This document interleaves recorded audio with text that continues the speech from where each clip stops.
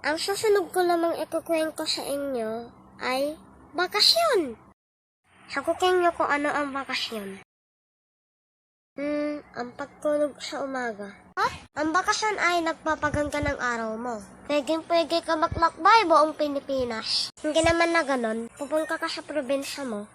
Kakamustahin mo yung mga pinsan mo, saka ang iyong lola. Kaya simulan na natin ang kwento.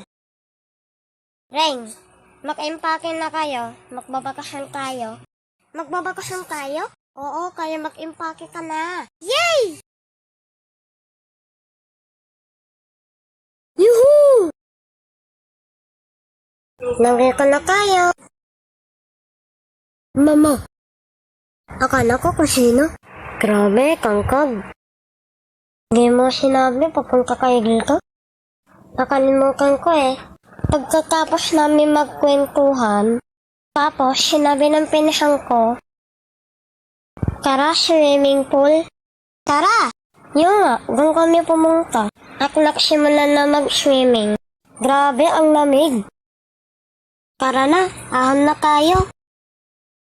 Pagkatapos namin magbihis, nagpahinga muna kami.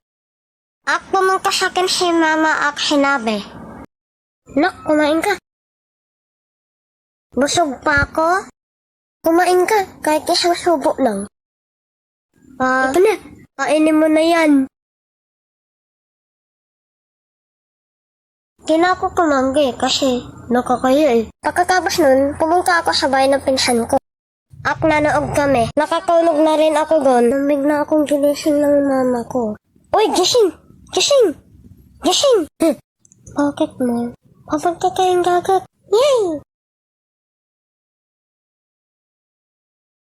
Nagugutom na ako. Pagkatapos ko kumain, dumiretso na ako mag-swimming. Nung nag-swimming na kami, sinabi ni Papa na, tama na, banik na tayo. Grabe, mas matagal pa sa swimming pool kaysa sa dagat. Noong isang araw, nag-impake na yung mama ko para uuwi na kami.